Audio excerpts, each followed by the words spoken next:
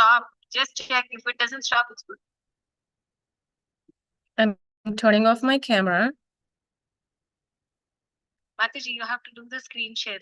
Yeah, I shared my screen. No.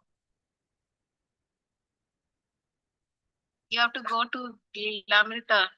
I did. tab. I was there.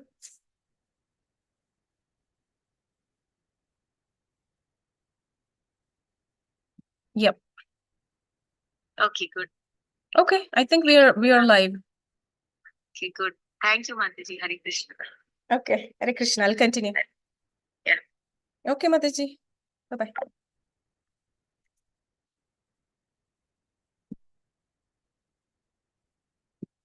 Hari Bol.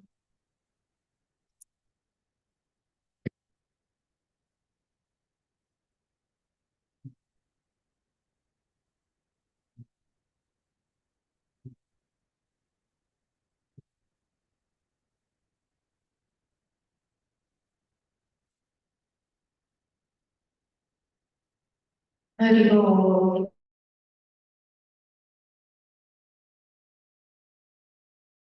Prabhupada Lilamrita, Volume 2. Bombay, January 24th, 1972. On returning to Bombay, Prabhupada was disappointed to find that the devotees had neither paid Mr. N nor moved to Juhu. Madhudvisa Swami, whom Prabhupada had put in charge, frankly admitted his inability to accept the responsibility for such a difficult project. The disciple Prabhupada had originally deputed to handle such affairs was Tamala Krishna Maharaj. But now that he had taken sannyasa, he had renounced his GBC duties for traveling and preaching, and Prabhupada was without a manager for Bombay. Already, Prabhupada was doing most of the managing, but he couldn't do everything. He couldn't stay constantly in Bombay. Searching for a veteran disciple to manage Juhu, Prabhupada thought of Brahmananda Swami, who was still preaching in Nairobi.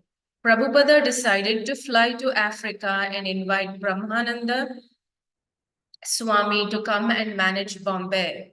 He wanted to act swiftly so that ISKCON could take possession of the land. Even if Mr. N changed his mind later, once the devotees were living on the land, getting them to leave would be very difficult for him. Srila Prabhupada planned to fly to Nairobi immediately, and he wanted to carry large Radhakrishna deities with him.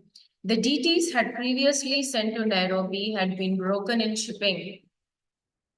So this time, Prabhupada brought with him strong-bodied Madhudvisa Swami to carry the 36-inch marble deities. With special permission from the airlines, Prabhupada boarded, followed by Madhudvisa Swami, who held in his arms the 100-pound deity of Krishna. After setting Krishna in place beside Prabhupada's seat, Madhudvisa Swami left the plane and came back carrying Radha Rani. Prabhupada passed most of the flight debating with Madhudvisa Swami, who took the position of the impersonalists. Prabhupada would always defeat him. This is how you become a preacher.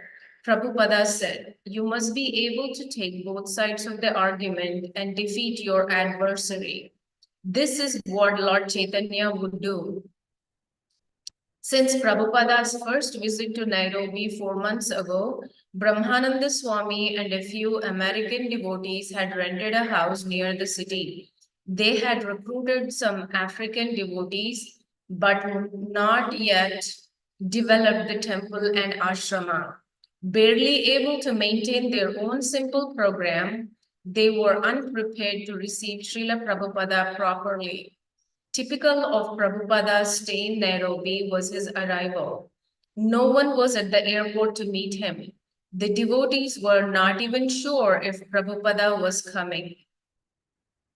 Prabhupada's secretary had phoned Brahmananda Swami that Prabhupada was willing to come to Kenya, but that Brahmananda Swami should try to arrange a meeting with the president and schedule a big Pandal festival.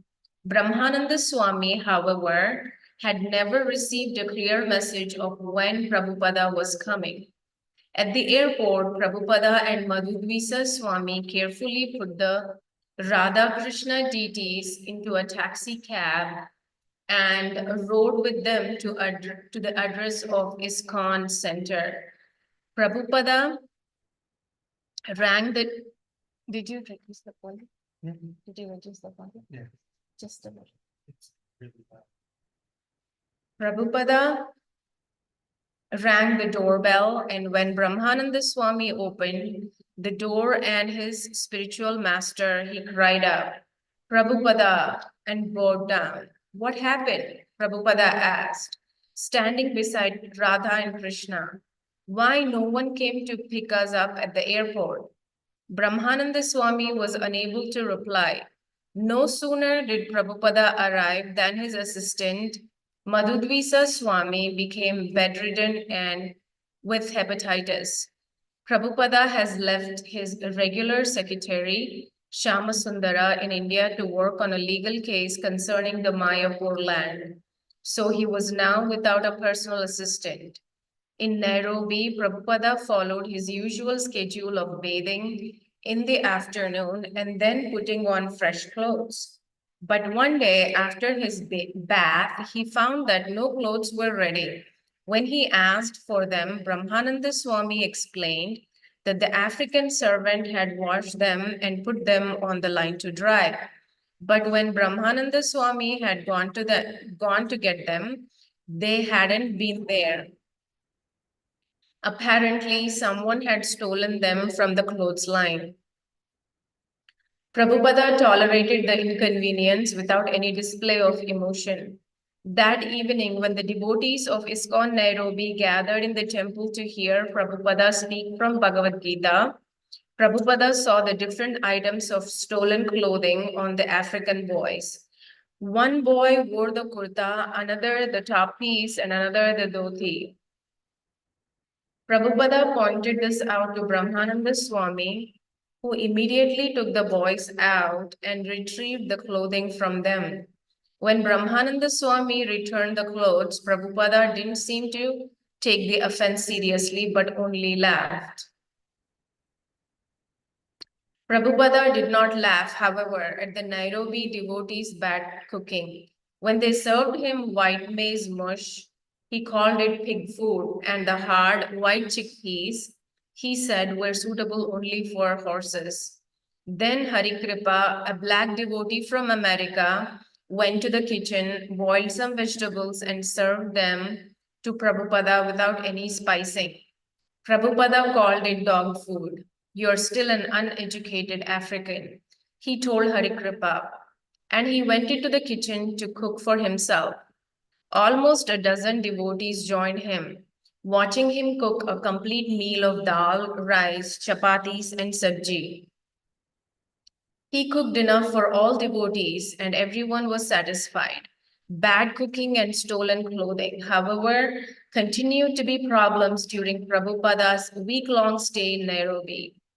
Brahmananda Swami found that Prabhupada was mostly absorbed in his Bombay project. The only reason I've come, Srila Prabhupada told Brahmananda Swami, is to get you for this. Once he asked Brahmananda Swami, which is the most important city in India, Calcutta? Brahmananda replied, Calcutta? Prabhupada looked at him oddly. Don't you know Bombay is number 1? Delhi is number 2 and Calcutta is number 3. Prabhupada encouraged Brahmananda Swami to return with him and take charge of the Bombay project. This Bombay project, he said, would be unique within ISKCON, incorporating the religious with the cultural in a gorgeous temple, international hotel, theater, and diorama exhibition. Seeing Prabhupada's strong desire, Brahmananda Maharaja agreed to somehow relinquish his Nairobi responsibilities to others and help in Bombay.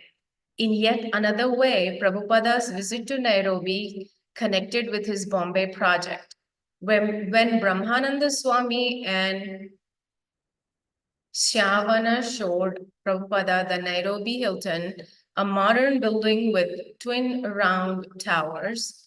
Prabhupada liked the design and wanted to give it to his architect for the Bombay Hotel and Temple. Prabhupada, Brahmananda Swami, Bhagavata, and an African devotee were walking in Nairobi's public gardens. On being introduced to Prabhupada, the African had inquired, "If I want to, can I get married?" "Oh, yes," said Prabhupada. But Prabhupada, the boy continued, "If you want to get married in our community," the boy had to pay money to the father of the bride. This was exactly opposite the Vedic system. Prabhupada replied, "Wherein the father of the bride presents a dowry to his son-in-law." Hearing this, Prabhupada's new disciple looked worried. He asked, "Then will you give me money when I want to get my wife? Because I'm not working now, I'm just working for you. When I want to get my wife, will you give me money?" Prabhupada shook his head. "You don't worry about all of this," he said. "Whether you'll get a wife or whether you will get money or this or that. Later on, when it is time for you to get married, I will bring one American girl and you will marry her." Wherever Prabhupada turned in his fledgling Nairobi temple, he found neophyte disciples and discrepancies. Walking into the Brahmachari ashrama, he found books, boards, and paint cans scattered about the room. When he said things should be kept more neatly and orderly, the temple commander Harikripa replied, "Prabhupada, I try to tell them, but these boys don't listen to me." Prabhupada bent down and picked up some pieces of wood. "If they don't do it," he said, "then you should do it. Put these over here." And Prabhupada began engaging all the men present. Within 5 minutes, the room was neat.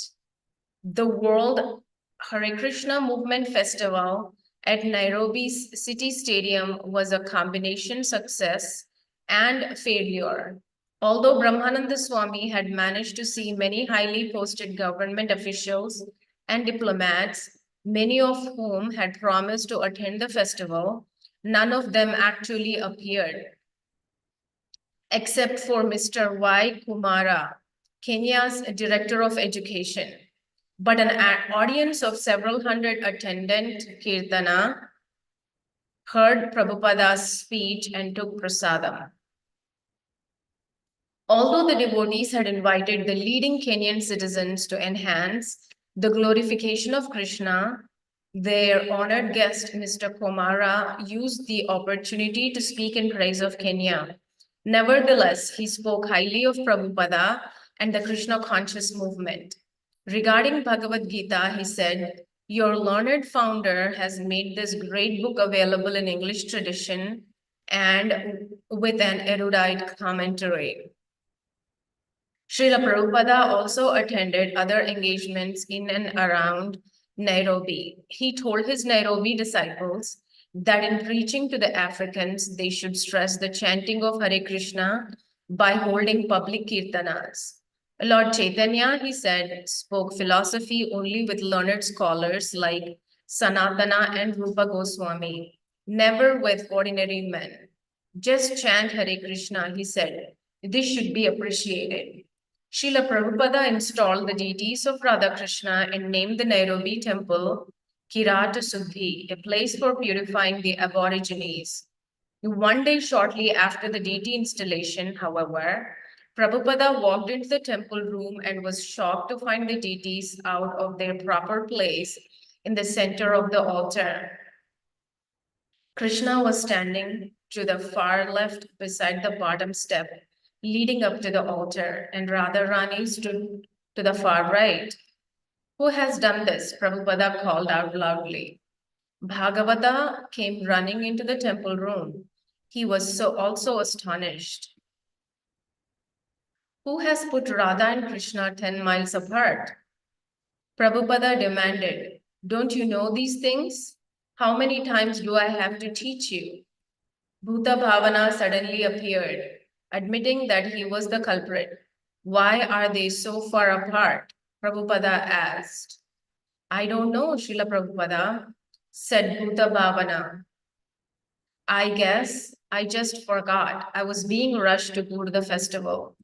So Prabhupada demanded, does that mean they should be put out in the street? Bhuta Bhavana froze, unable to reply. Prabhupada relented. Take them and put them together, he said. They should not be moved more than 3 inches apart. Now do it nicely. After a week, Prabhupada left Nairobi and returned to Bombay. He had gone there to get Brahmananda Swami, and he had accomplished his mission. Unless you agree to take charge, Prabhupada said, I could not go ahead and pay so much money. Now it is decided. He felt new hope. Prabhupada envisioned his Bombay project as extraordinary within ISKCON and even among all the temples of India.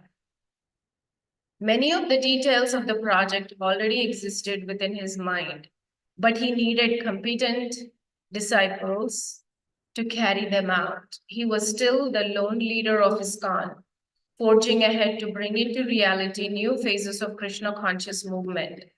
His disciples were behind him, but it was always he who led. Even when he wanted his disciples as leaders of various ISKCON projects, they sometimes could not handle the responsibility. Therefore, Srila Prabhupada had gone to Nairobi in the mood of Bengali aphorism. He sometimes quoted, if you want to accomplish a thing, do it by your own hand. So by his own hand, he had brought Brahmananda Swami from Nairobi to Bombay, and simultaneously he had benefited the devotees and the general populace of Nairobi. Bombay, February 8, 1972. Prabhupada met with Mr. N and reiterated that he wanted to move onto the land as soon as Mr. N received the second 50,000 rupees. Mr. N stood firm on their agreement, and Prabhupada put the matter into the hands of his lawyer, Mr. D, for legal processing. Although Prabhupada was making all the managerial decisions, he wanted the GBC secretaries to take on responsibility for these practical affairs. He thought it better to use his energy in writing and translating books. If you, GBC, do everything nicely, he told his secretary, Shamasundaram, then my brain will not be taxed and I can utilize my time completely to produce further books. I can give you Vedas, Upanishads, Puranas, Mahabharata, Ramayana, so many. There are so many devotional works in our line by the Goswamis. This administrative work is taking too much time. I could be discussing philosophy. My brain is being taxed day and night. Because of this, I'm neglecting my real work. Aside from directly managing the Indian projects, Prabhupada was answering as many as a dozen letters daily from devotees around the world. Why do they keep writing, asking so many questions? He asked his secretary. The devotees prefer to ask you personally, Shamasundara said, because their GBC men don't always know the right answer. They know everything by now, Prabhupada replied. I have given you everything. If they don't know the answer, they can find it in my books. Now I'm an old man. Let me settle down to philosophy. All day reading letters, doing business, all night signing letters. This is not right. I want to be free from these things. The GBC can do everything now. But it wasn't possible. As soon as Prabhupada would sense that one of his devotees was being cheated, he would immediately become actively involved, and his disciples continued to write him regarding important business and managerial decisions. Nor would he discourage them. His desire for retirement and exclusive literary work remained, but it seemed to be only a wishful thought,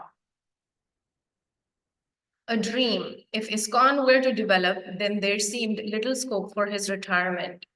After the meeting with Mr. N, Prabhupada prepared to leave for South India for a 5-day Pandal program in Madras. Also on his itinerary were visits to Calcutta, Mayapur, and Vrindavana. As he prepared to leave Bombay, he felt happy that ISKCON would soon occupy the new Juhu property, and he frequently spoke of his plans. ISKCON would erect a fabulous temple and form a cooperative housing society of devotees of Krishna, the first ISKCON city. Respectable men would purchase flats in ISKCON's high-rise condominiums. Devotees would have to become expert to develop and operate such a complex.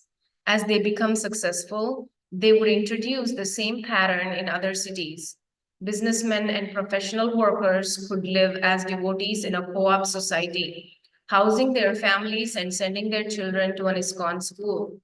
Prabhupada repeatedly talked of constructing an international hotel, somewhat like a holiday inn, suitable for foreigners and traveling businessmen, yet reserving a floor for ISKCON life members who would receive free accommodations.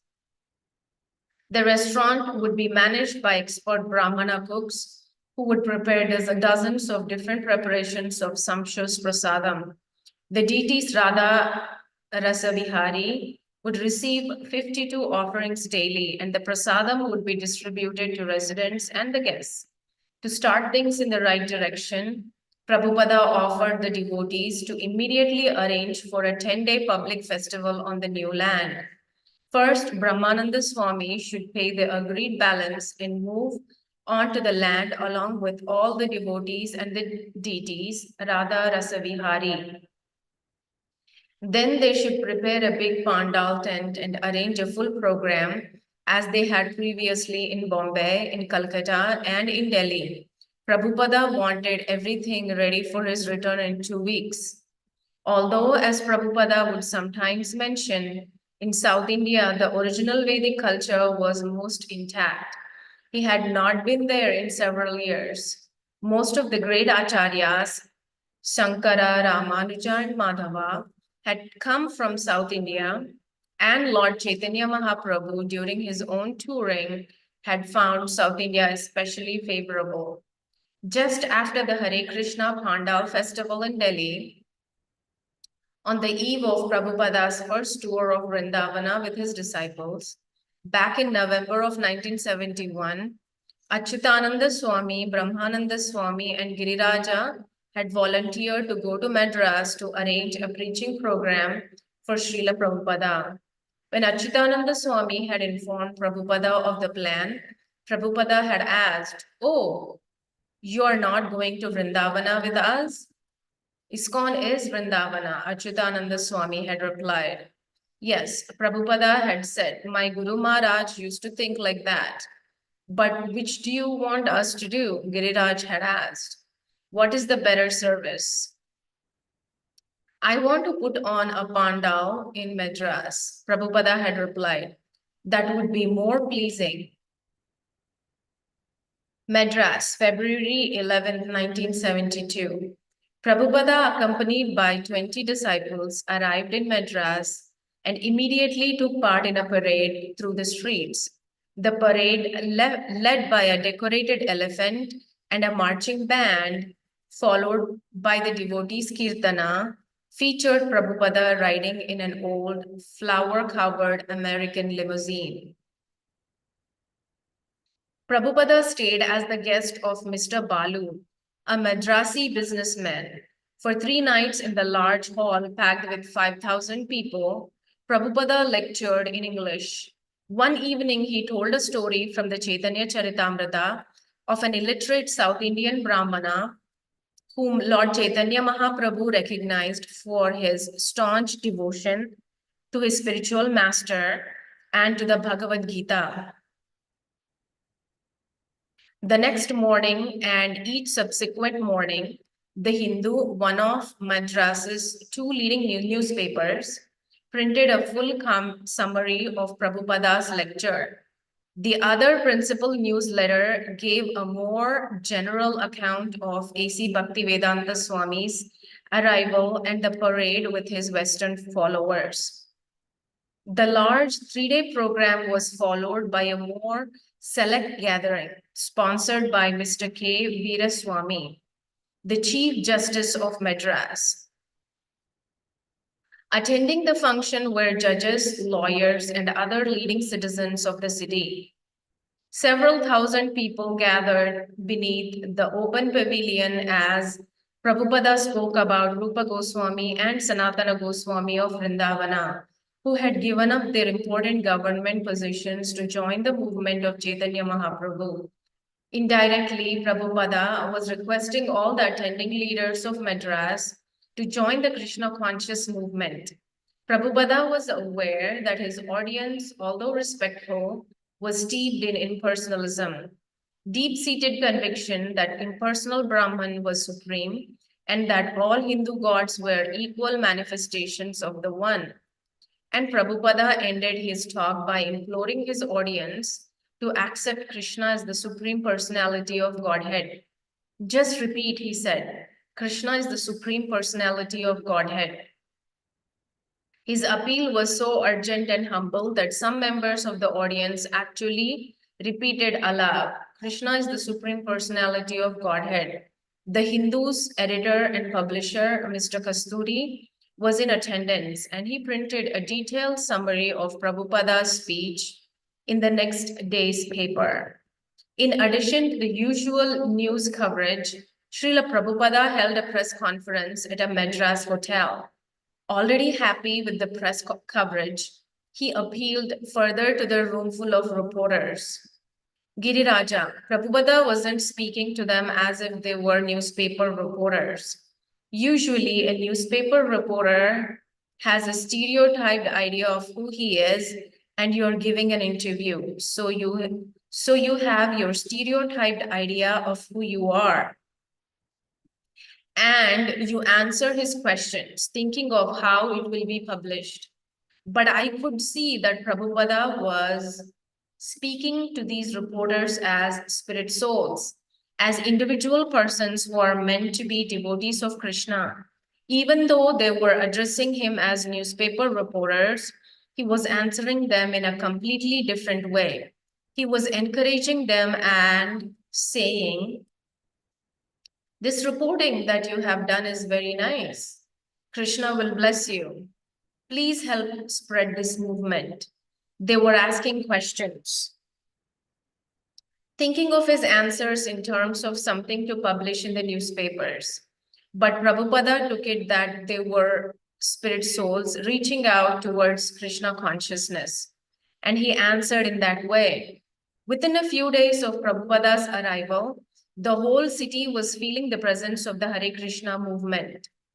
Prabhupada scarcely slept, using the early morning hours for translating.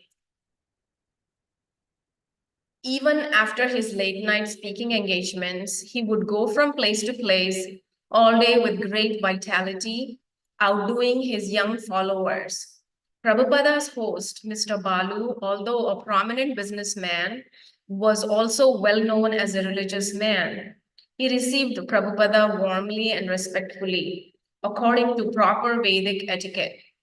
Prabhupada noted that Mr. Balu had his own temple with beautiful Radha Krishna deities and a large tulsi plant.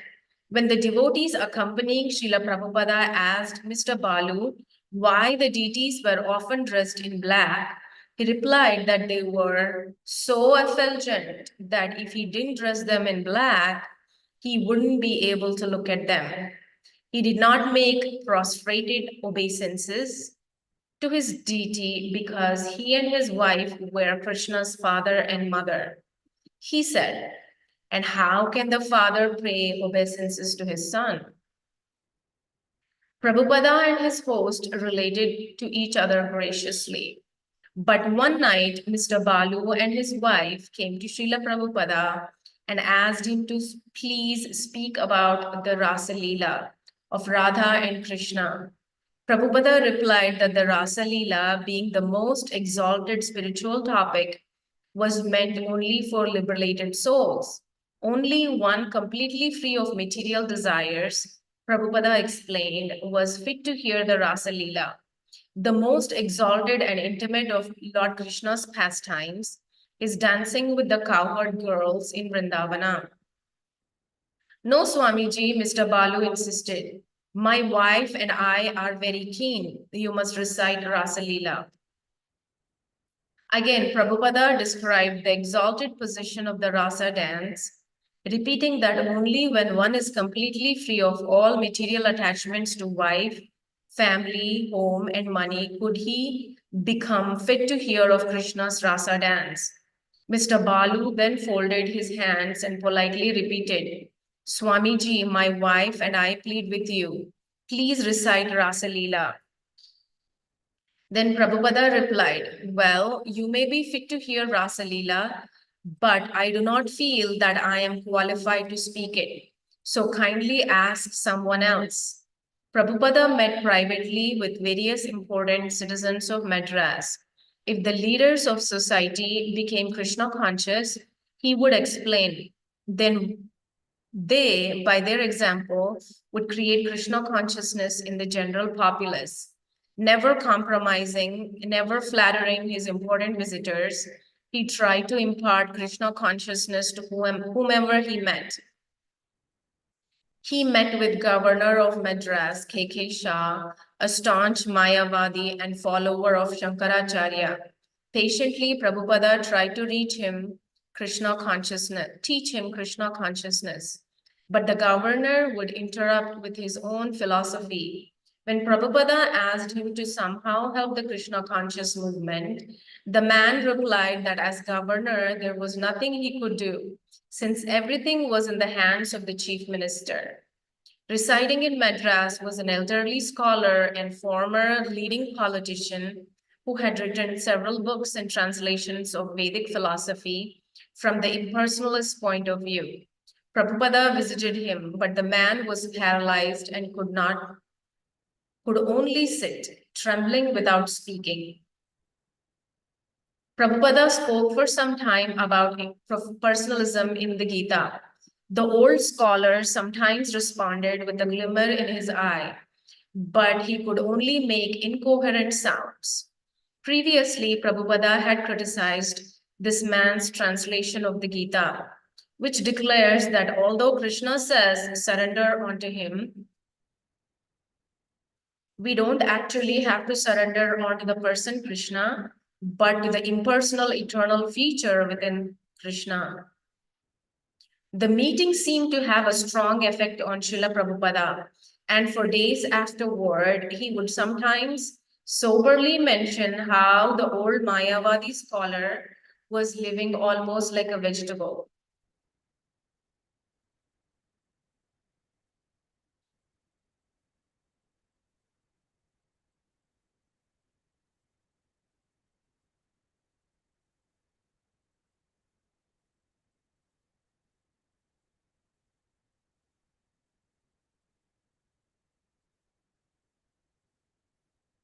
Srila Prabhupada also met with V. Rajagopalachari,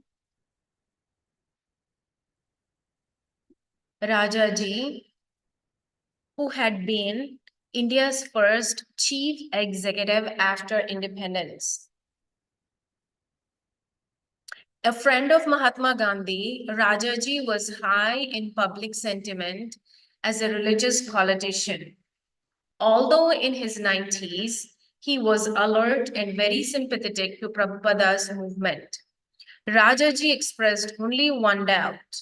Prabhupada had created such a huge institution that now his disciples might identify with the institution rather than with Krishna. If that were to happen, then by identifying with the institution, they would again fall into the same type of materialism or false identification as before. Prabhupada replied that because Krishna is absolute, Krishna and Krishna's institution are non-different. To identify with Krishna's institution was to identify with Krishna directly. Rajaji was satisfied by Prabhupada's answer, and after a pleasant conversation, the two friends parted. Prabhupada received an invitation to Chief Justice Veeraswamy's home. The two became friends, and the Chief Justice requested to join the Krishna consciousness movement as soon as possible. He liked Prabhupada's followers, especially 3-year-old Saraswati, and gave her a 6-inch silver murti of Krishna playing the flute.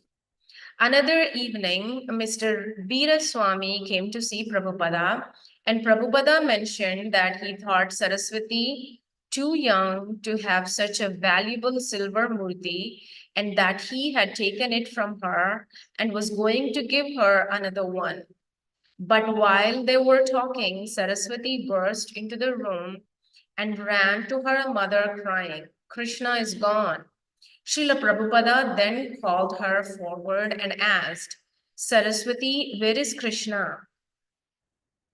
In anxiety, Saraswati replied, "I don't know, someone took him." Prabhupada repeated, "But where is Krishna?" Saraswati replied, "I don't know. Is he under the cushion?"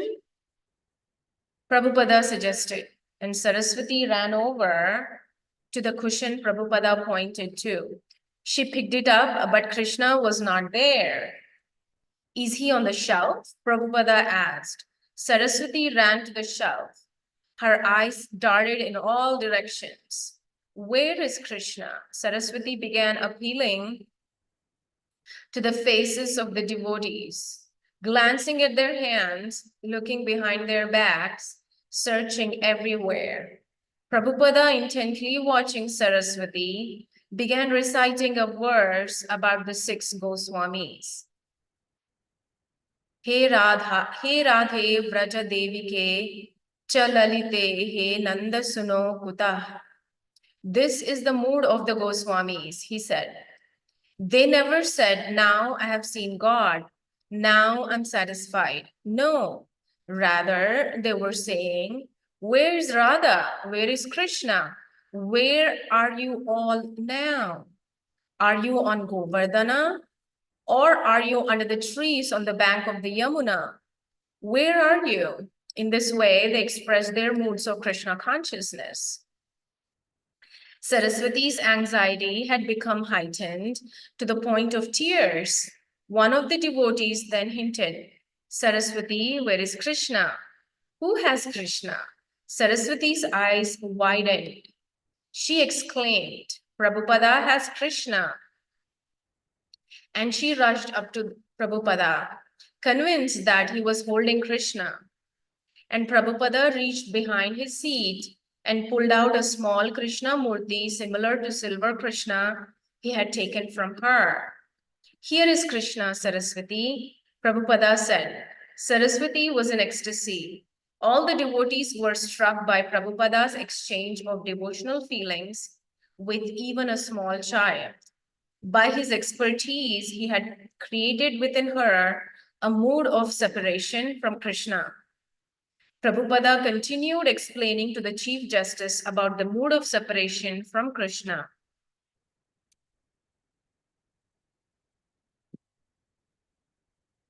For centuries, certain religious and social controversies had divided Madras, and Prabhupada often addressed these issues.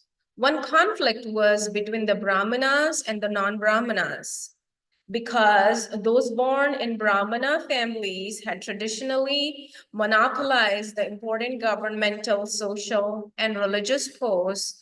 The non-Brahmanas had developed a powerful political opposition, passing laws banning such things as religious pictures. In this mundane political conception of the sacred Ramayana, they had even committed offenses to the deities of Lord Rama. In talking with his disciples, Srila Prabhupada said, "The Chief Justice is Brahmana. I don't think so.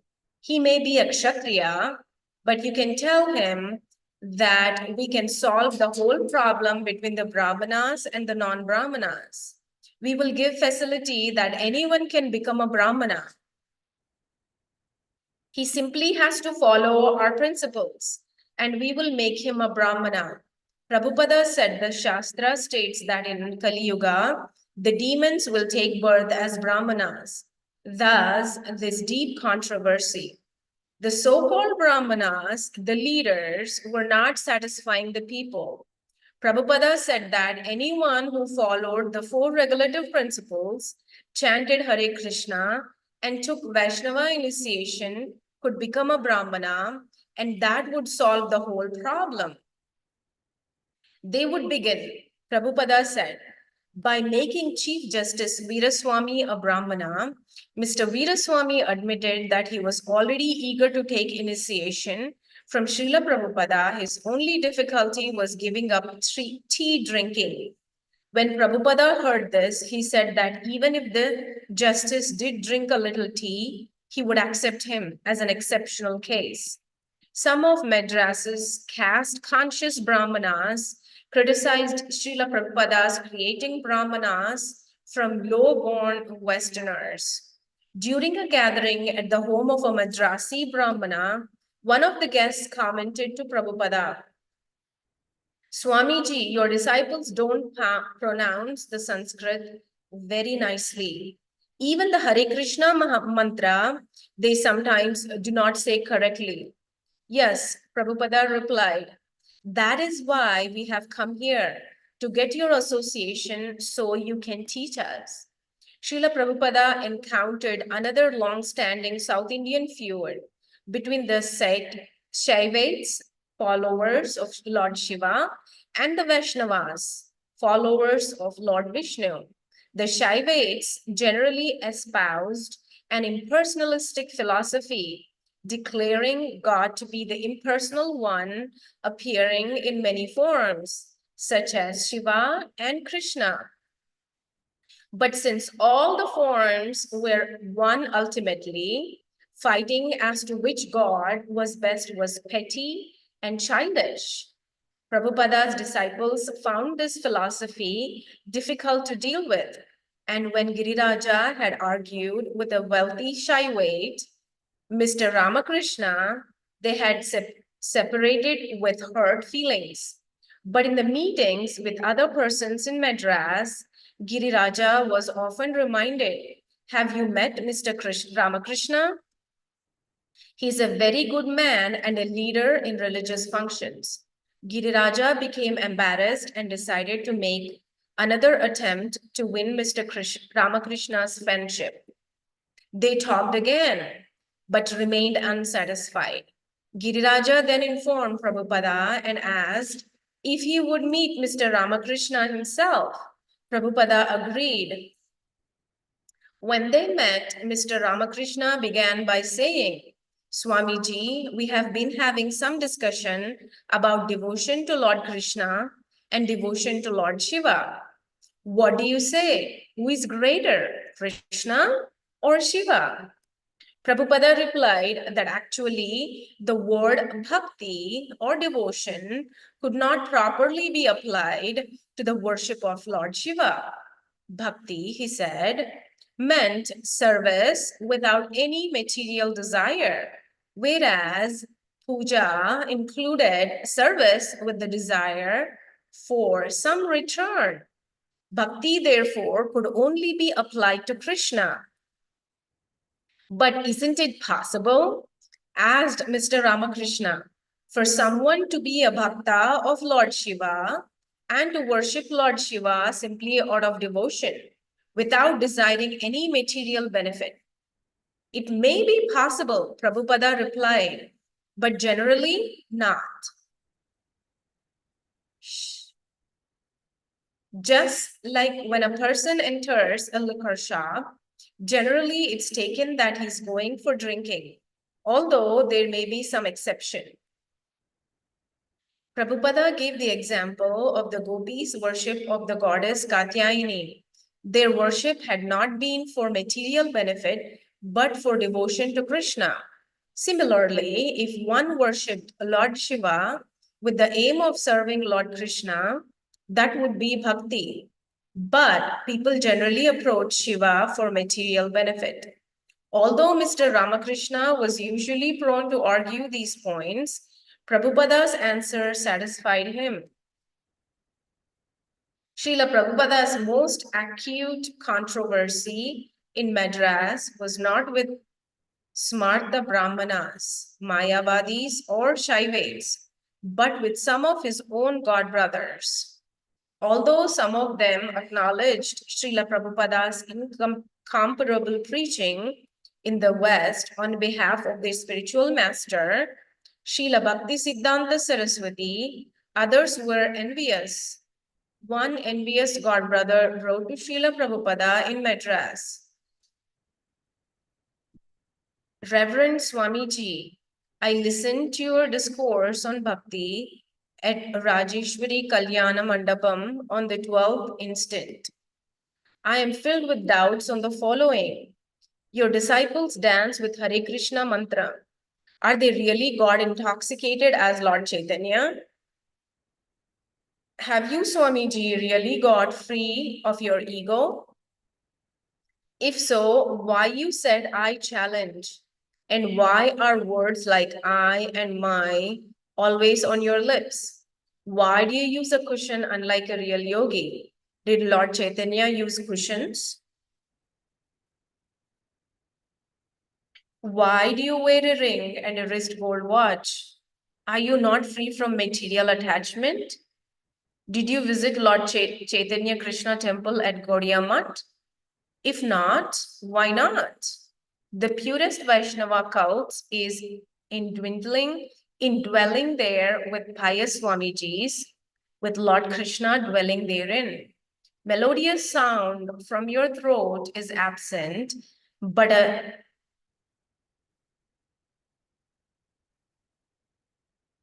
jar-saying undivine comes out.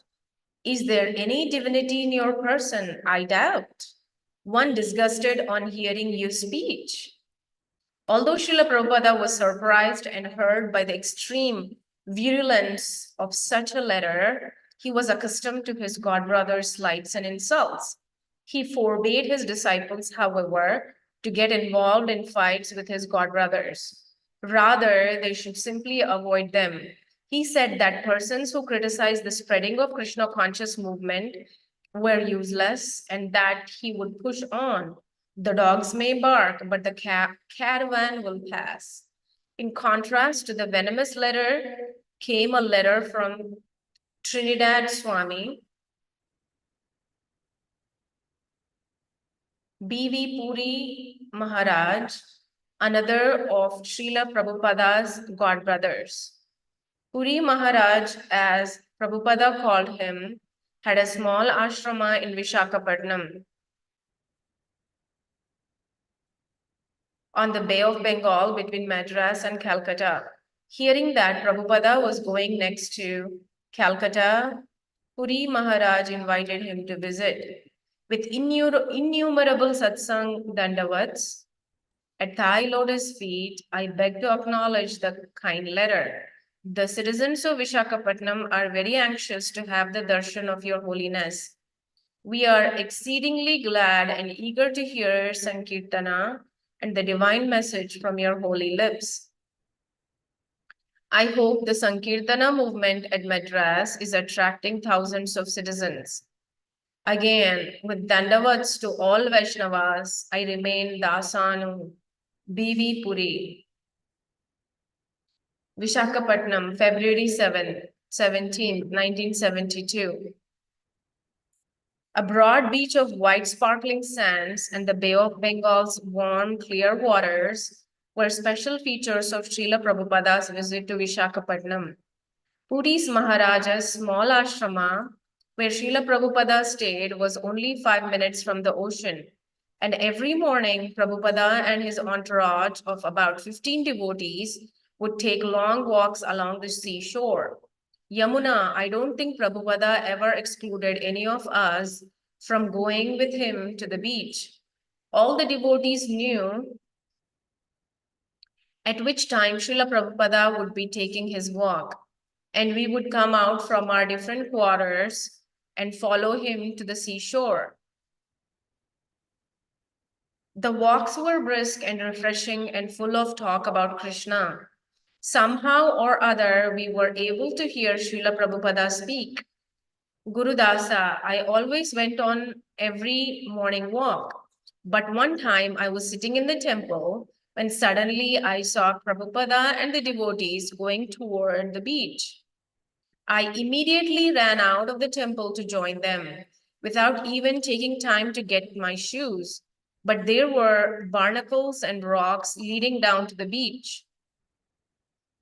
When Prabhupada saw me coming, lifting my feet up high, painfully hobbling down the rough road, he looked over and said, "Oh, your feet are hurting.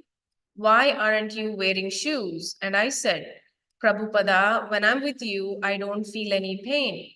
Prabhupada stopped and said, "Then why don't you cut your throat?" Everyone laughed, and I laughed also. He said, "There is enough tapasya. Why create your own?" Guru Kripa, Prabhupada would talk philosophy on and on. There were many things I couldn't understand. I would just listen anyway. Although I couldn't remember anything, I would just hear and hear, but it hadn't registered yet. I used to walk behind him on the beach, and I figured that if I can't follow his teachings or examples yet, at least let me step in his footsteps in the sand. Vishaka, sometimes a dog would try to follow us or would bark at us. We were all surprised to see how Prabhupada would flick his cane and the dog would run away. Once, when we passed a cow on the road, Prabhupada gave her ample room to pass. He had told us the story of how he had been gored by a cow shortly after he had taken sannyasa. Tejas. Once on a morning walk, Prabhupada was speaking about the dog. He gave a reference to a sloka by Chanakya Pandita about the 5 good qualities of a dog. That he's very faithful, satisfied with anything. And soon Prabhupada said we should be Krishna's dog. He was also speaking about how our pujari should never be paid. The teacher and the pujari should never receive a salary. They must work in pure devotion. The Kshatriya also. He said that was the mistake in government today, that the Kshatriyas are being paid. He discussed so many things, one after the other. Nanda Kumara. Srila Prabhupada would tell us to go bathe in the ocean. Go to the beach, he would say. So one day I asked him, Srila Prabhupada, whenever I go down to the beach, the sun is warm on my body. The water feels so good. The sand, it seems like such a comfortable material situation. How should I understand your reason for asking us to go to the beach? I know the spiritual master never gives the disciple anything that will cause him to become materially attached, but always gives him whatever he needs to remember Krishna. But when I go to the beach, it seems I just enjoy my senses. How can I relate that to Krishna? How can I understand that this instruction is for my spiritual benefit?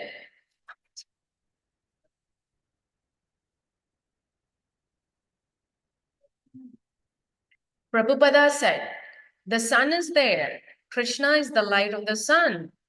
The ocean is there. Krishna is the taste of the water. You are surrounded by Krishna. How can you forget Krishna? He is all around you. Panchajanya, I was a new devotee and I asked Prabhupada, what about swimming? Srila Prabhupada, is that not Maya? Prabhupada said, Lord Chaitanya used to go swimming all the time. He used to play ball. So you can go and swim, just make sure you remember Krishna. Puri Maharaja's ashrama was simple, single-story building of about 8 rooms. When he offered Prabhupada a room next to his own, Prabhupada was pleased, accepting it as an expression of friendship. Prabhupada relaxed with his godbrothers, Puri Maharaja and Ananda Brahmachari, speaking with them in Bengali. Puri Maharaja said he appreciated Prabhupada's work and his Western disciples. Prabhupada's disciples had already seen formal exchanges of obeisances between Prabhupada and his godbrothers, as when in Bombay they had seen Prabhupada get off his Vyasasana and offer dandavats to his godbrothers. But in Vishakhapatnam, they saw more intimate dealings. They saw for the first time Srila Prabhupada living comfortably at ease in the same quarters as his godbrothers. And they didn't feel themselves being treated condescendingly or superficially, of being regarded as oddities. Through Prabhupada's guidance, they began to learn more of the essential, friendly, and humble exchanges between Vaishnavas. Prabhupada's godbrother, Ananda, was eager to cook and serve not only Srila Prabhupada but all his disciples. Ananda was elderly, and yet he took the position of always offering menial service. Although he spoke very little English, Prabhupada's disciples could perceive the affection of Ananda and Srila Prabhupada for each other. Ananda's communication with Prabhupada's disciples was particularly through his cooking and serving prasadam. Each morning, everyone would gather on the veranda outside Prabhupada's quarters. The men sitting on one side, the ladies on the other. Down the center aisle, Ananda would walk briskly, distributing prasadam, while Prabhupada sat at one end in a wooden chair, fingering his japa beads and observing the devotees take prasadam. Prabhupada had supplied money to the ashrama, and Ananda was regularly cooking sumptuous feasts. Deep fried chunks of potatoes in powdered spices, rice, yogurt, dal, 3 different types of sabjis, French fries, chutney, malpura, rajkeli, sandesha, shira, and everything cooked to a nectarian standard of excellence. Prabhupada would sit at the head of the 2 rows of devotees and encourage them to take prasadam. Give him more, Prabhupada would praise Ananda's cooking, smiling with pleasure to see his disciples accept prasadam. The devotees would finish, having been induced to eat as much as they possibly could, and Srila Prabhupada would say aloud the Prema Dhvani. Then all the devotees would shout in response, Jai!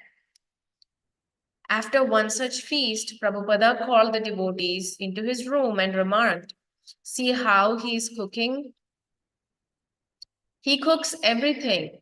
He serves it, and then he doesn't eat until everyone is fully satisfied. This is Vaishnava. How he should act is more satisfied to serve than to enjoy himself. The feasts continued twice a day, and in the evening, many guests arrived to take prasadam, chant in the kirtanas, and hear Srila Prabhupada's lecture. One day, Srila Prabhupada took his disciples to see a famous temple of Lord Nrsimha, Sri Simhachalam, on top of a hill 5 miles north of Vishakhapatnam. Thousands of stone steps led up the hill to the temple, which was situated in a natural amphitheater on the side of the hill. Prabhupada said the temple, which was now run by followers of the Ramanuja sect, was particularly important because Lord Chaitanya had visited there on his tour of South India. Srila Prabhupada chose to approach the temple by car, riding up the winding road past orchards of mango, jackfruits, and cashew, and the fields of pineapple. On arriving at the temple, Srila Prabhupada and his disciples met one of the temple's brahmanas who showed them around the grounds. The temple buildings were of black granite, and carved into the rock were the forms of pastimes of Vishnu, especially in his incarnation of Lord Narasimha. As Prabhupada moved from place to place, building to building, he sometimes rode up steep stairs on a palanquin carried by 4 men. When Prabhupada came upon an immense banyan tree at the lower end of the temple grounds, he said that the tree must be thousands of years old. He stood beneath the tree. His servant, Nandakumara, handed him a small champaka flower. Extending his thumb and forefinger from his bead bag, Prabhupada held the champaka flower and looked fondly at it. This flower, he said, is the color of Lord Chaitanya, and his flower is the most loved all over India. This flower is beautiful to look at and beautiful to smell. He carried the small saffron gold flower between his fingers throughout the rest of the morning. When Prabhupada and his group entered the inner sanctum, where the deity of Lord Narasimha resided, their guide explained that the murti dated back to the time of Prahlad Maharaj. An ancient king named Pururava and his consort Urvashi had once visited this hill, and at the request of Urvashi, the Murti who appeared to her in a dream had been excavated. The Lord had ordained that he should be worshipped in this place, but that he would give darshana only one day a year during the month of Vaishakha. The rest of the year, he would be entirely covered with ground sandalwood pulp mixed with camphor and other scents. Therefore, the deity now appeared to be only a lump covered with a layer of sandalwood. Prabhupada commented that the sandalwood was to keep the deity cool-headed. Madhavananda. When Prabhupada was at the Nrsimha temple in Vishakhapatnam, it was the same as when he was in Vrindavana. When he got out of the car, he was very grave. He went into the temple and there was a chamber. Then he went down. The walls were 4 feet thick, and it seemed like hundreds of feet of tunnels before we got into the inner sanctum. There was the deity with just a mound of sandalwood paste on him. As soon as we entered, Prabhupada said, begin chanting the Nrsimha mantra. So we started singing Tattva Karakamalavare Nakham Adbhuta Shringam, and we circumambulated the deity. Then we stood before the deity and Prabhupada offered obeisances.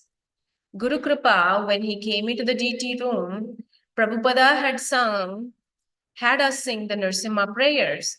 He always manifested such devotion. That was what separated him from us, not only his learning or his knowledge, but his devotion. In these places, we would see him become very silent, very grave when he would speak. Such peace would fill us from within. When he would speak, he would feel it. He was constantly convincing us of Krishna consciousness, not purposely, but he was just being himself.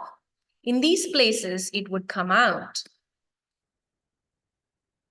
When Prabhupada stood with us before the deity, we couldn't even see. There was just a mound of sandalwood. There was one Brahmana with big earlobes, and he had a ring in his ear. We offered some money, but it was very devotional time. Prabhupada didn't say much, and the main reason was that these places are appreciated according to one's spiritual advancement. The details and facts and the history are not really that important. There is nothing really to say. Prabhupada would just make sure we had the proper respect and didn't commit any offense. Prabhupada would lecture in the evening, speaking sometimes at schools and social clubs in Vishakhapatnam.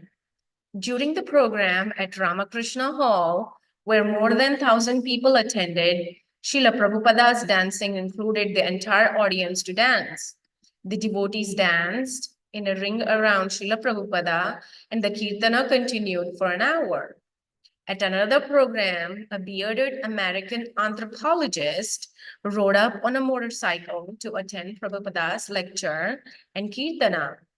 Outward, the anthropologist told Srila Prabhupada that he had come to India to study the primitive tribes. Prabhupada told him it was simply a waste of time. Why do you want to study the primitive people? He asked. Why don't you study the exalted people? And Prabhupada narrated a story. One time, a poor man roasted a cob of corn and then began picking off the kernels one at a time and eating them. In this way, it took him many hours to finish. He did this, Prabhupada said, because he had nothing else to do, just to pass the time of the day. In the same way, the study of anthropology was simply a waste of time. Prabhupada asked, why don't you study one person or group of persons from whom you can learn something? During the day, Prabhupada would sit outside his room and enjoy the atmosphere. He wore no shirt, and his healthy body shone with golden luster as he sat drinking freshly pressed sugarcane juice. This is just how it is in Vaikuntha, he said. There is always a very cool, pleasant breeze. He often walked about chanting, talking about Krishna, listening to the devotees' kirtanas, and observing the activities of the temple. Repeatedly, Prabhupada invited Puri Maharaj to come and preach in the West. He requested him at least come to the Mayapur for ISKCON's international gathering of devotees. Prabhupada felt that Puri Maharaj, on seeing all the Western disciples, might feel moved to join him and preach. Puri Maharaj agreed to accompany Prabhupada to Calcutta and Mayapur, and the pleasant week in Vishakhapatnam came to an end with Prabhupada, his disciples, and Puri Maharaj looking forward to traveling together to Calcutta. Guru Kripa. Although we arrived at the train station early, the train was already at the platform. It was very hot, and 5 or 6 of us were having kirtana. Then Shyamasundara climbed up a coconut tree and got his fantastic coconut. He opened it and gave it to Prabhupada, who proceeded to drink a lot. Then Prabhupada gave it to Shyamasundara, and Shyamasundara drank. Then Prabhupada said, give it to the Kirtana members. Each man in the Kirtana group was so thirsty that he wasn't even thinking of leaving any to the next man, but would just pass this coconut around, and the thing wouldn't empty. It tilted it up, I tilted it up, and the coconut water was coming out, pouring on my shirt, and I was drinking and drinking. But still, it wouldn't empty. He was amazed. Prabhupada was smiling and we were chanting. We all became cool and satisfied. Shyamasundara. Prabhupada and I were in a first-class railway coach, a private compartment for 2 persons. Clackety-clacking through the warm Indian night, somewhere between Vishakhapatnam and Calcutta. Prabhupada was talking and joking and playing tapes until around 10:30 p.m. when he laid down to take rest. For a while, I switched off the lights, and at about midnight, Prabhupada sat upright and called my name. Shyamasundara, take dictation, he said. Then followed a train of thoughts so lucid and coherent that I could only conclude that while we think Srila Prabhupada is sleeping, he is usually not sleeping, but is thinking, reflecting on ways to serve Krishna more and more.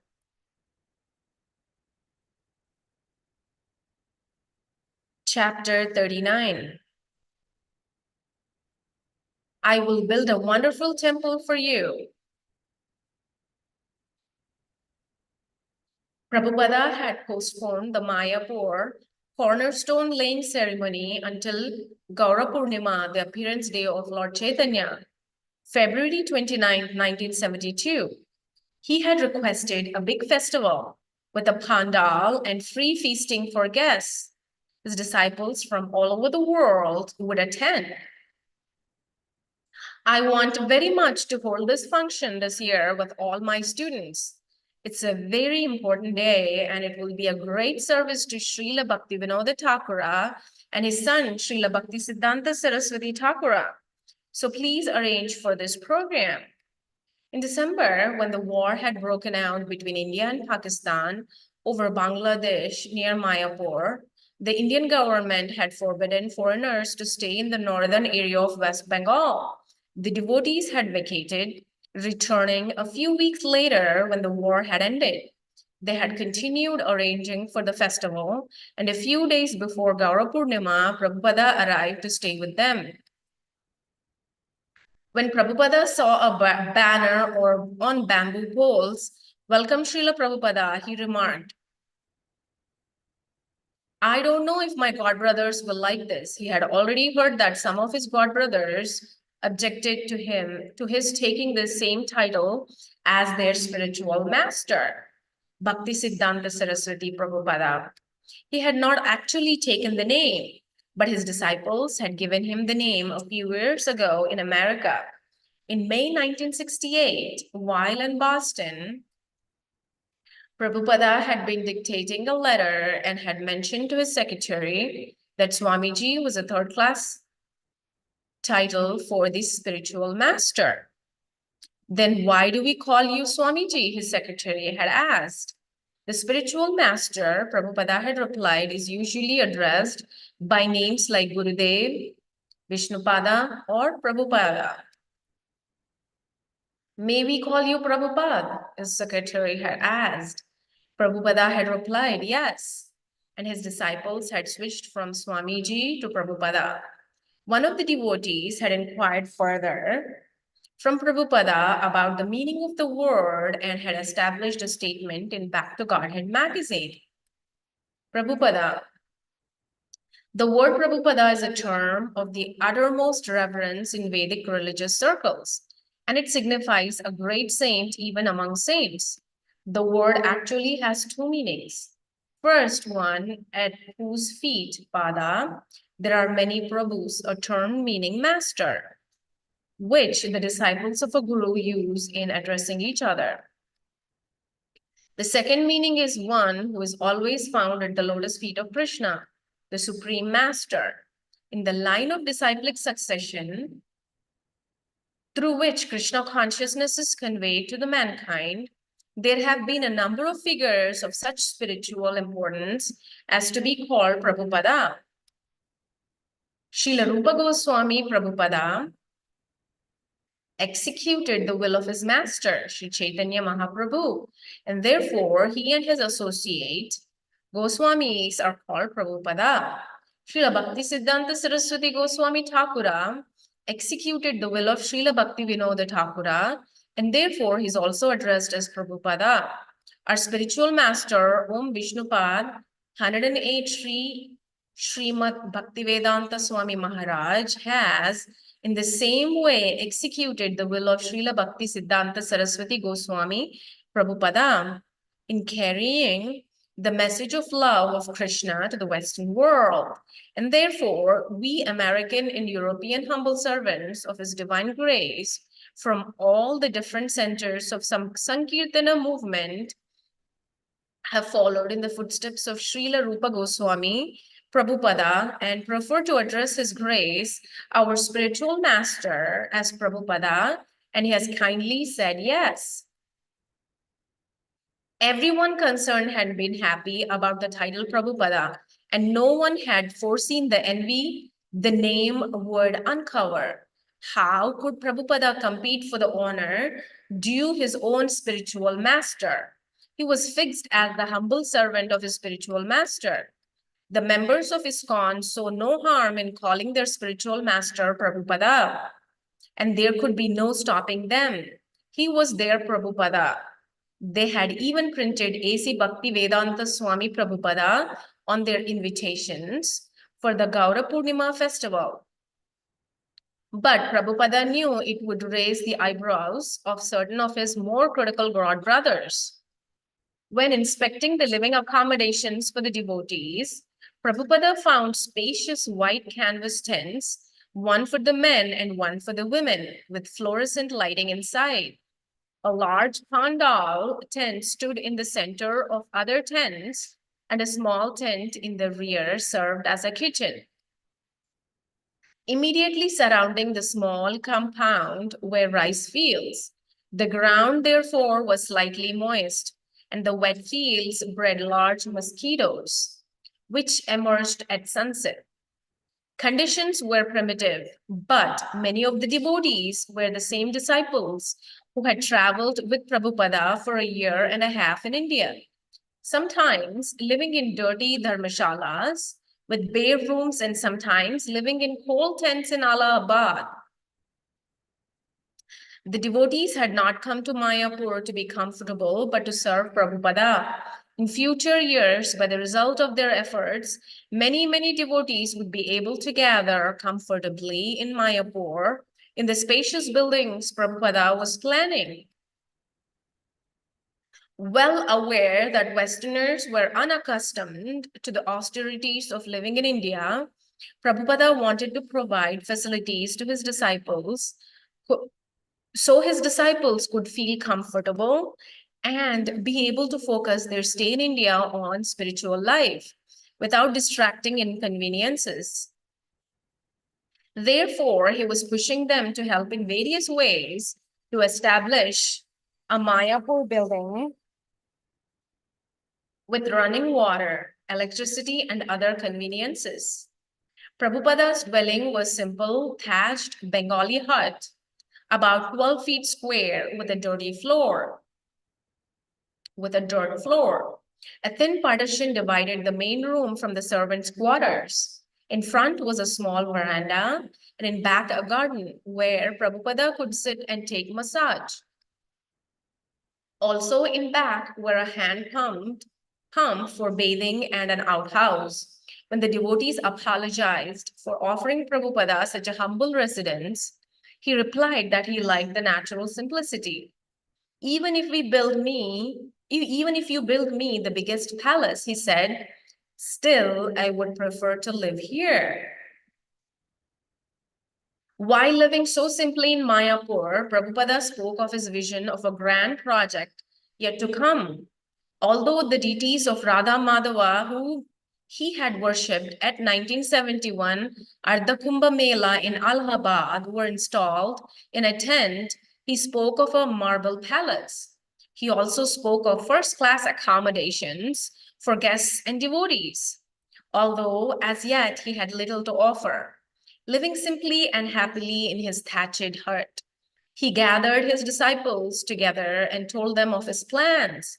At his request, devotees had built a small model of the proposed first major building, and there were also drawings of the proposed temple of human understanding.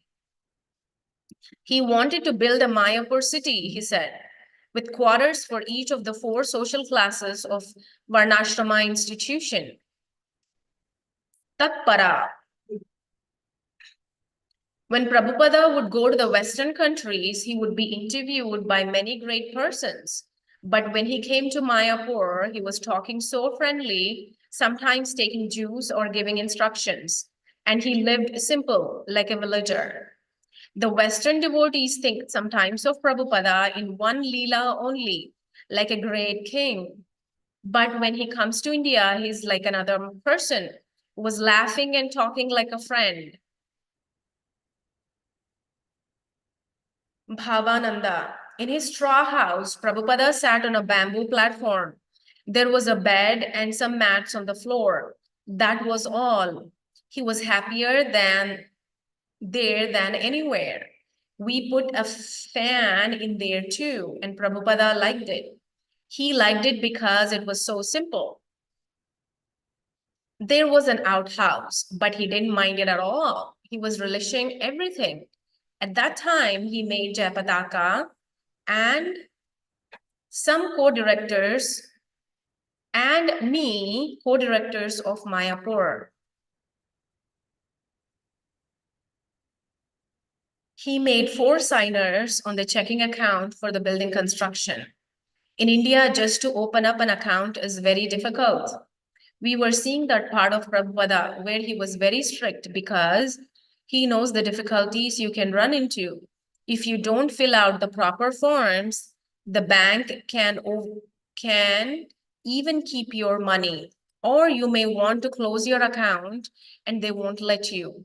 Our mood was played out. We were babies. So Prabhupada was training us in keeping accounts and management. Jana Nivas. The first time Prabhupada came to see the deities, he said, who is dressing the deities? Someone said Jana Nivas.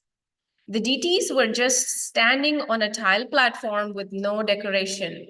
They were just standing there, but Prabhupada looked on them so lovingly. He used to come and take darshana every day. One time he came to the deity room and I wasn't there. There were some Indian people taking darshana and had gone to get them a Back to Godhead magazine from a room about 10 feet away. When I came back, Prabhupada was there. He was also taking darshana, but he said, "You should always be standing here. People are coming, but no one is here." I said, "Srila Prabhupada, I just went to get a Back to Godhead. It is only 10 feet away." But he looked at me as if to say, "You're defending yourself again, making excuses." Then he told Bhavananda, "This boy, Jana Nivas, should have some help. He can't do everything. He's an ordinary person." The 5-day Gaura Purnima festival featured 24-hour kirtan with groups of devotees chanting in 2-hour shifts. Each morning, the main body of devotees would form a kirtana procession and go out visiting Navadvipa's holy sites.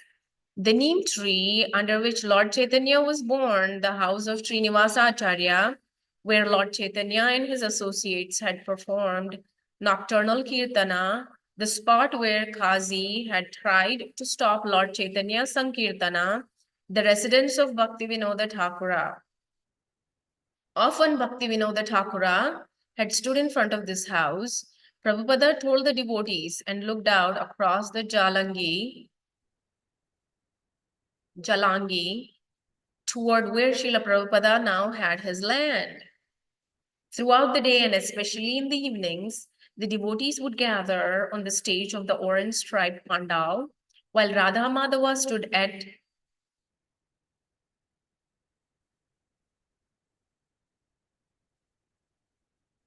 stage center within a traditional Bengali simhasana of carved banana stalks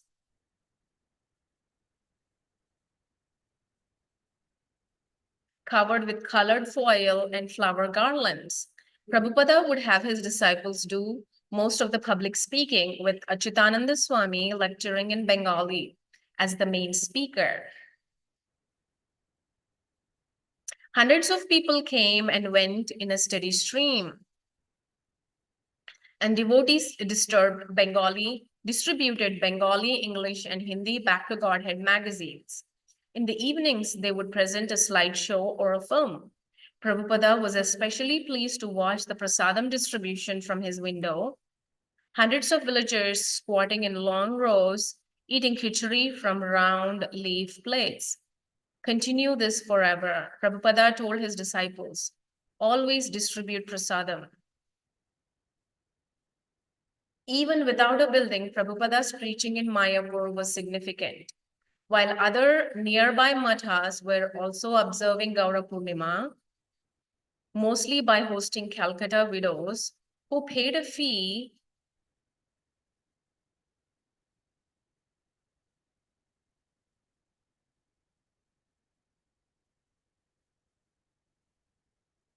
to live a few days in a temple and visit the holy places of Navadvipa. Prabhupada's Pandal program was the most vigorous celebration and drew the most visitors. The birthplace of Lord Chaitanya Mahaprabhu, Prabhupada said, had no meaning without preaching. Except for this time of the year, very few people visited Mayapur. Which is most important? Prabhupada asked, Lord Chaitanya's birthplace or his activities? It is his activities, his karma. His activities are more important than his janma or place of birth. The activities of Lord Chaitanya were chanting Hare Krishna and distributing love of God to all people, and this should be the activity of devotees in Mayapur. On Gaura Purnima Day, 10 of Prabhupada's sannyasi godbrothers visited to participate along with Prabhupada's disciples and hundreds of visitors in the dedication and cornerstone laying ceremony. Prabhupada was gracious and friendly toward his godbrothers. He was gratified that they could all sit together to dedicate the world headquarters of the International Society for Krishna Consciousness. Sitting on a cushion next to the sacrificial arena, chanting on japa beads, Prabhupada initiated 6 Bengali devotees and awarded the sannyasa order to a young American disciple. Then Prabhupada's godbrothers spoke, each expressing appreciation of Prabhupada's work in the West. Finally, they all gathered around the pit, 5 feet square and 15 feet deep. Certain articles had been collected to be placed inside the pit in accordance with the scriptures. 5 kinds of flowers, 5 kinds of grains, 5 kinds of leaves, 5 kinds of metal, 5 kinds of nectar, 5 kinds of colors, 5 kinds of fruits, and 5 kinds of jewels. Prabhupada's godbrother, Puri Maharaj, descended a ladder into the pit to put coconuts and banana leaves in a pot and to place this along with flowers onto the altar of the bricks. Next, Prabhupada entered the pit carrying a box with a gold ruby-eyed murti of Anantasesha. Earlier that morning in his hut, Prabhupada had confidentially shown a few disciples the murti. This is Lord Ananta, he had said, the serpent bed on which Lord Vishnu rests. He will hold the temple on his head. Prabhupada now placed Anantasesha on the altar of bricks and climbed back up the ladder. Then, on Prabhupada's blissful invitation, everyone began to toss in offerings of flowers and money, followed by handfuls of earth. Although Prabhupada's godbrothers had praised his work on Gaura Purnima Day, several of them returned a few days later to complain about his use of the title Prabhupada. Prabhupada asked his disciples to leave the room. When they were alone, one of the sannyasi godbrothers began challenging Prabhupada in Bengali. Why are you using Prabhupada? You have no right. This is our Prabhupada's title. You cannot take it. I did not take it, Prabhupada replied. They're calling me Prabhupada. What can I do?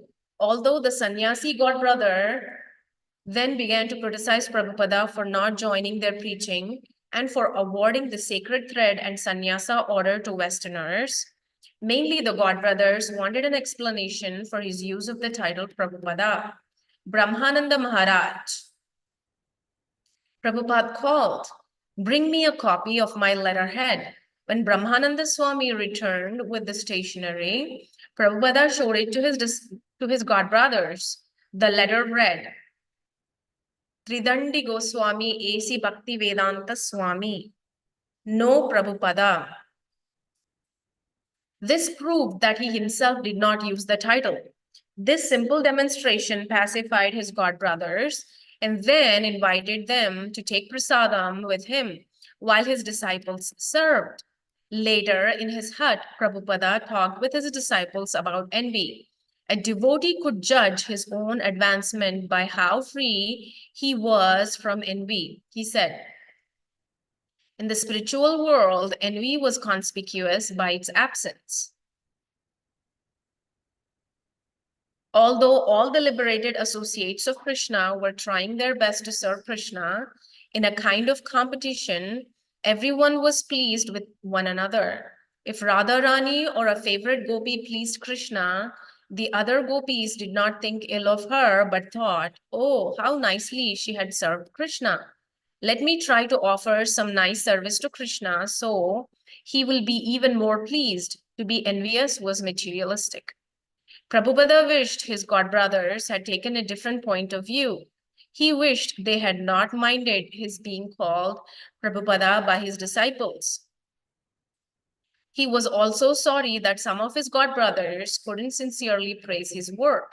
If Bhaktisiddhanta Saraswati was working successfully through him, why should they be disturbed? Why not accept his work and be happy that the mission of Lord Chaitanya Mahaprabhu was being spread effectively? They should see it as Bhaktisiddhanta Saraswati's work, the work of their own spiritual master. It was also their work, their responsibility, and they should recognize that through Bhaktivedanta Swami Maharaj, it was being wonderfully done. At the ceremony, they had praised his work.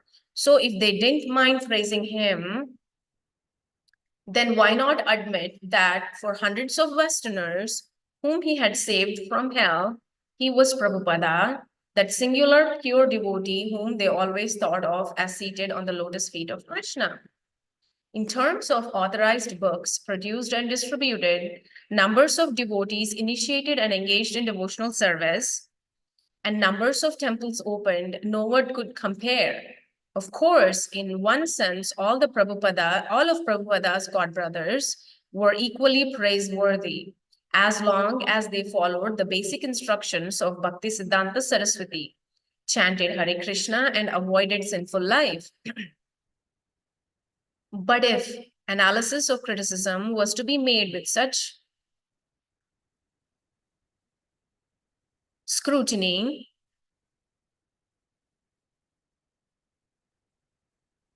then let the preaching records be scrutinized.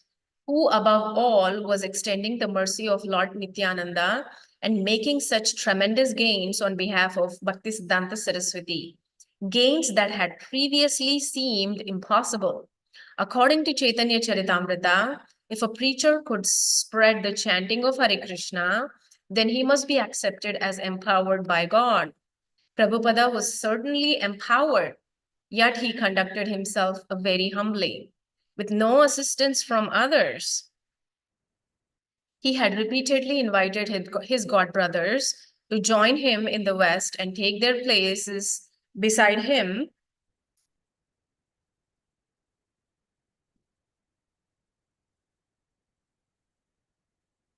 as preachers in Krishna conscious movement. Why had they not come forward to assist him in their spiritual master's mission? Instead of complaining about him, the one god brother who was carrying out Srila Bhaktisiddhanta Saraswati's mission. It was not the place of Prabhupada's disciples to criticize. However, he had sternly warned them that they had no position to do so. They should treat his godbrothers as disciples of Bhaktisiddhanta Saraswati and therefore as on the level of their own spiritual master. Nevertheless, Prabhupada's disciples became sorry to see his lack of respect for their spiritual master. They could be humble and not protest, but how could they be affectionate toward persons who criticized their spiritual master and his Krishna conscious movement? After 5-day festival, Prabhupada left Mayapur for Vrindavana, where he planned to hold another groundbreaking ceremony. The Mayapur land was still completely undeveloped, and Prabhupada urged his disciples in India to continue collecting the necessary funds. We are making a very gorgeous plan at Mayapur, and if you all together can give shape to this plan, it will be unique in the whole world. It will be a world center for teaching spiritual life. Students from all over the world will come and we shall revolutionize the atheistic and communistic tendencies of rascal philosophers. So we must be responsible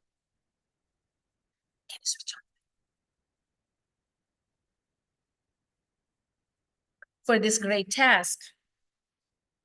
Not for a single moment shall we be without Krishna conscious thoughts. That is my request to you all. February 1972. During Prabhupada's absence from Vrindavana, the devotees had been unable to persuade Mr. S to grant legal permission for ISKCON to use the land.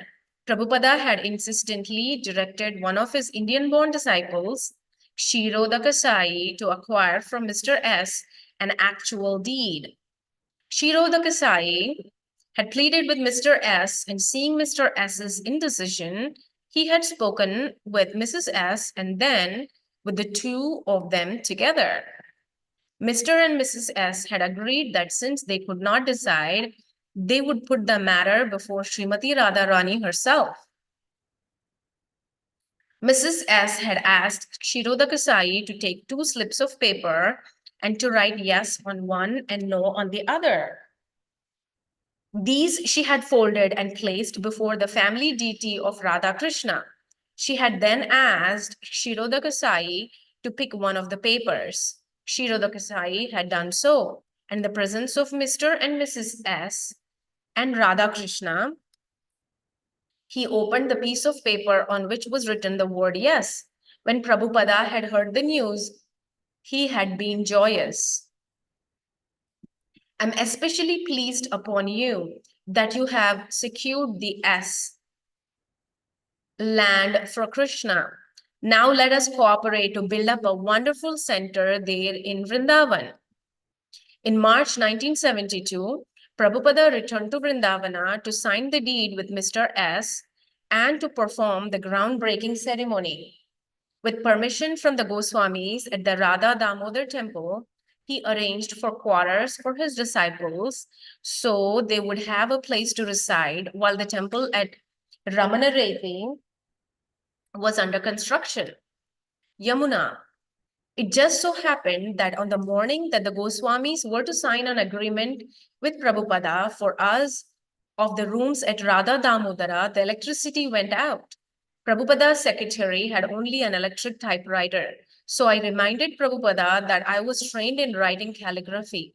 I had my writing pens with me. So immediately, Prabhupada drafted the writing that he wanted, and I took it into another room, sat down, and hand-lettered a contract with gold embossing on all the capitals. Within 15 minutes, we presented it to Srila Prabhupada. Before the Goswamis, Prabhupada held up the document with pleasure and said, just see, my disciples are experts in everything. Now the devotees would be allowed to reside above his rooms at Radha Damodar temple, and they would also have access to his rooms for cleaning. Prabhupada felt it was a grand occasion that there was something in writing for the preservation of his rooms in the Radha Damodar temple. To close the transaction for the land in Ramanareti, Prabhupada and Mr. S met at the magistrate course in Mathura. In the presence of lawyers, they completed the formalities.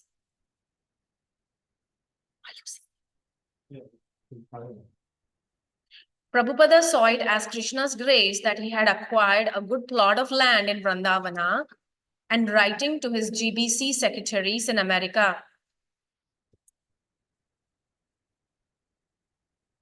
he asked them to send as many men as possible to help in the new project.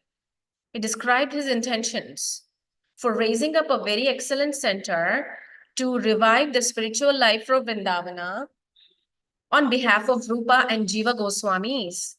Prabhupada told Kshirodaka Sai, I want in this occasion, huge prasadam should be prepared and every man in Vrindavana should be invited and take prasadam. 2 days later, with 100 people attending, Prabhupada held the cornerstone laying ceremony at Ramanareti. Again, he descended into the ceremonial pit and placed the deity of Ananta on whose head the temple would rest. But late that night, the land was attacked. An elderly Indian widow with local fame as a sadhu became angry that Mr. S had not given her the land, which she had several times requested. During the night, she sent Gundas to dismantle the brick foundation of the ceremonial cornerstone and to desecrate the pit, which had just that day been filled with flowers and religious objects. The Gundas dug upon the hole, threw garbage into it, and stole the posted sign announcing the land's new ownership. Prabhupada was in his room at the Radha Damodar temple when he heard that what had happened. He became angry and told his disciples to show the deed to the police.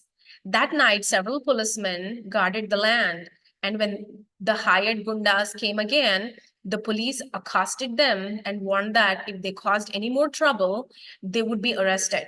And that was the end of it. Prabhupada had several times said that by becoming a devotee, one gains many enemies.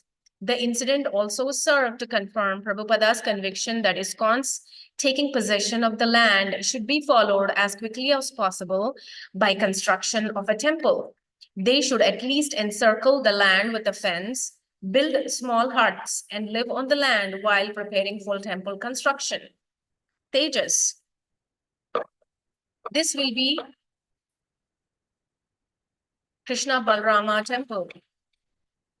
Prabhupada said, we didn't really need to know what was going on.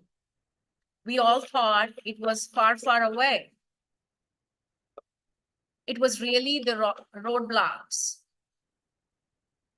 It was the boondocks, Ramanareti. Nobody was out there. It was such an isolated place. There were lots of dacoits living out there. We thought,